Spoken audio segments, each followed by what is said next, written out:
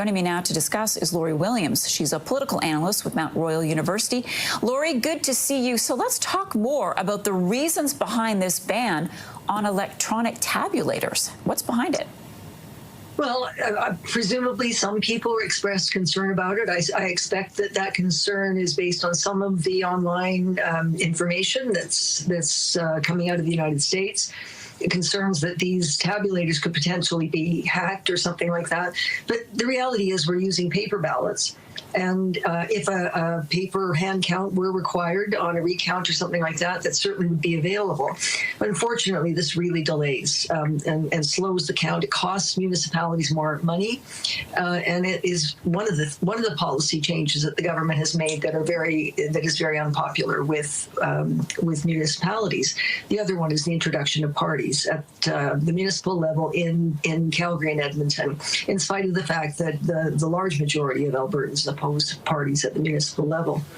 Well, let's talk a little bit more about how people feel. And as you point out, this kind of raises some doubts about the reliability of electronic voting. Is this what Albertans wanted or want?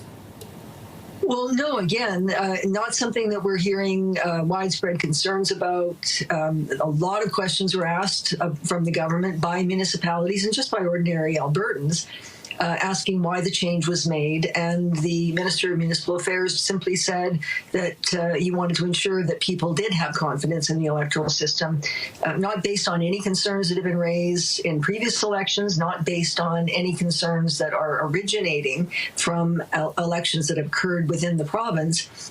So again, this is coming from sort of filter bubbles online where people are concerned about the integrity of voting systems and the possibility of manipulating electronic voting of some sort. And again, if it were computer voting, I guess I could understand that some people might have concerns about that, but we're talking about paper ballots that are simply being run through a machine to count. Okay. And if there are any questions about the integrity, that can be checked. Okay, so how long, Lori, will people have to wait to find out who their mayor or trustee is? So the mayor results are going to be counted first. Those ballots will be counted first. So probably tomorrow night, Monday night, we'll have a better idea of what the results are for the mayor's race. Interesting. Although the advance poll votes may not be counted on Monday. Then they will count the council seats, the votes for the councillors, and then they'll count the school board seats. So it could be Tuesday or even Wednesday before we know the full results. Lori Williams, thanks so much for your time with us today. Okay, it looks like they're going to be scrapping the electronic voting. So that's good, right? Let me know down in the comments if you guys agree with that one or not. That'll be pretty interesting, right? I guess there's a lot of corruption. There's a lot of weird manipulation that can happen with the electronic voting from my understanding. So again, we're going to have to wait and see what happens there. And then we got to take a look at this guy right here, because, well, the government is trying to appease Trump with a new border security announcement. And this guy's our security minister, and he's doing a pretty bad job of it. Let's have a look. Are these efforts done in order to try and further appease Donald Trump? No, in fact, these efforts were part of our platform, hiring 1,000 new CBSA RCMP officers. Let me just focus on CBSA, the announcement we made today, adding 1,000 new officers. If you look at trade, we are expanding trade. There are a number of new ports of entry that are likely to come on board. If you look at Port of Prince Rupert, for example, it is expected to triple in terms of volume over the next decade. So there is really there's a real need to have additional people who are working at our borders. Right now, we have 10,000 men and women who are staffing the border with the RCMP and CBSA. This will be an additional 1,000 people through the CBSA front, and around 750 to 800 additional RCMP officers. This is about ensuring the safety and security of our borders, but also to facilitate trade as we expand trade across different parts of the world. If the need is exactly as you spell out, why did it take 6 months to re-announce this?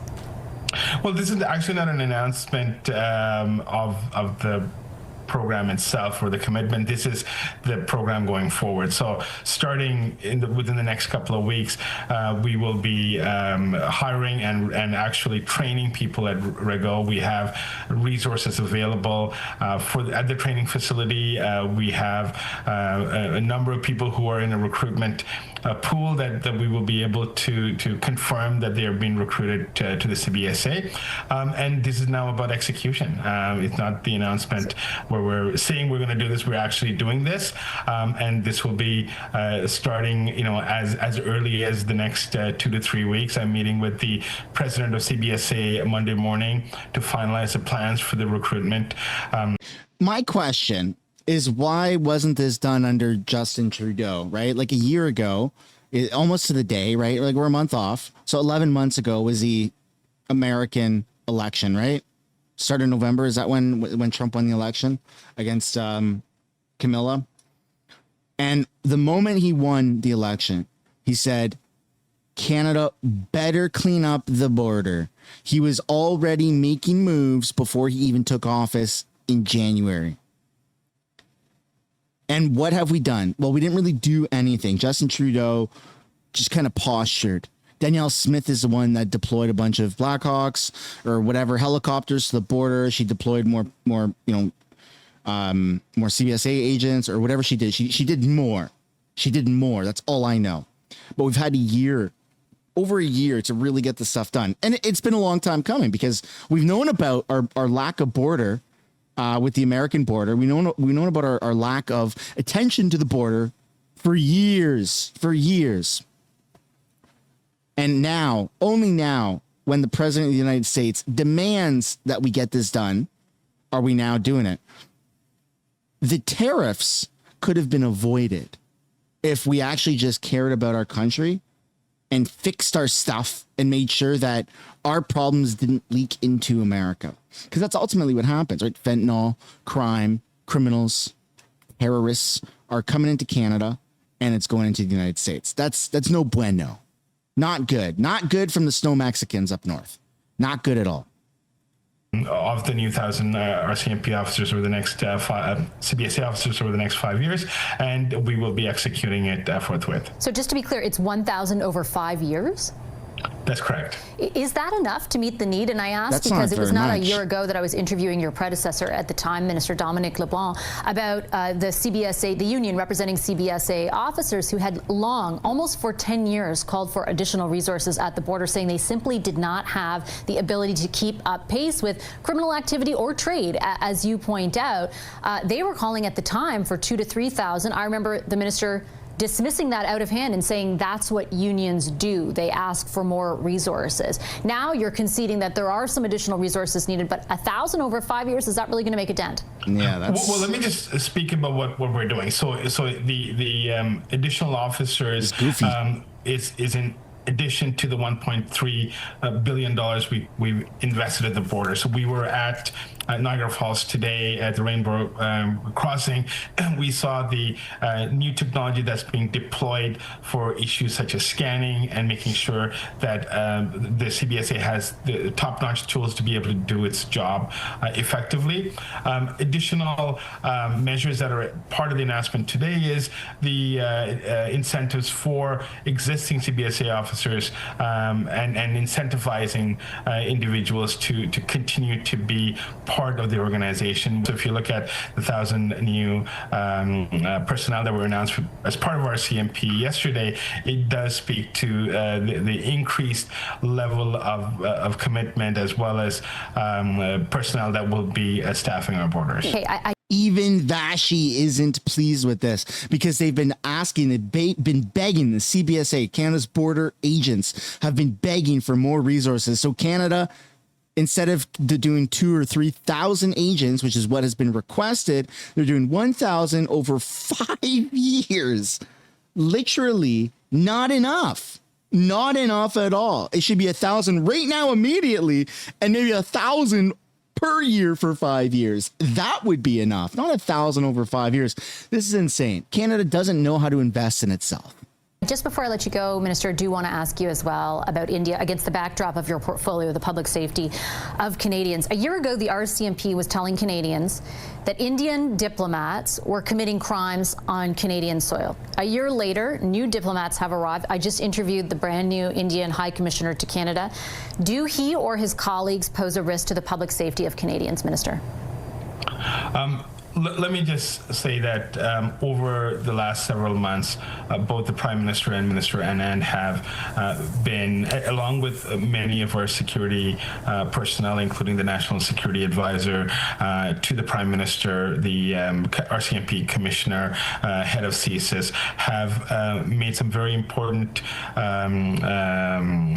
engagements with India, whether it's the G7 or last week's trip by Minister Anand.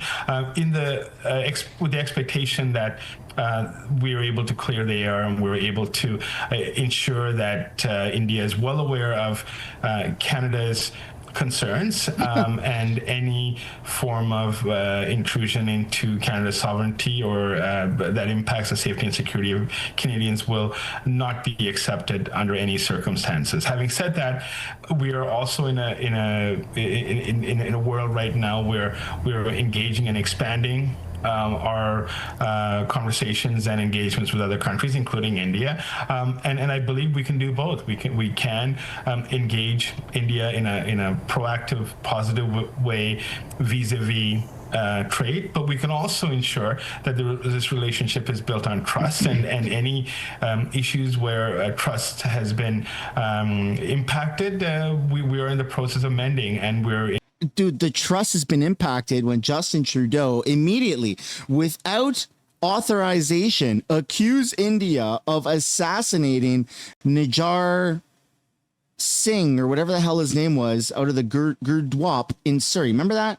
He accused the Indian government of a political assassination on Canadian soil of a Canadian resident or whatever, right? That's crazy. Even if that were true, to make that accusation and then to continue business as normal with India afterwards, like, hey man, you killed one of my people, but like, let's still conduct trade and pretend like everything's fine, but we're still going to make these wild accusations. Either India did commit those really bad things and we need to revisit our relationship with India, or you don't make those types of accusations and then just continue business as normal. Like, it's kind of weird to do that. Justin Trudeau really screwed our relationship with India. A year ago, at the start of 2024, end of 2023, the relationship with India imploded. Justin Trudeau's plane got grounded trying to leave India. Then once he left India, started attacking them verbally, saying that they're horrible, that they politically assassinated a Canadian resident, like all this stuff, man. It's weird. And then also Canada harbors all these Palestinian people, Palestinian terrorists, which are deemed terrorists, quite literally, in India. And we're supposed to be really good allies with the largest democracy in the world, which is India, but we harbor their terrorists. Like people that want to cause death to India. We're like, hey, yeah, come live in Canada. What's the worst that can happen? It's weird. It's weird. Canada's relationship with India is stained, and it's avoidable to reach this point of a stain. But here we are.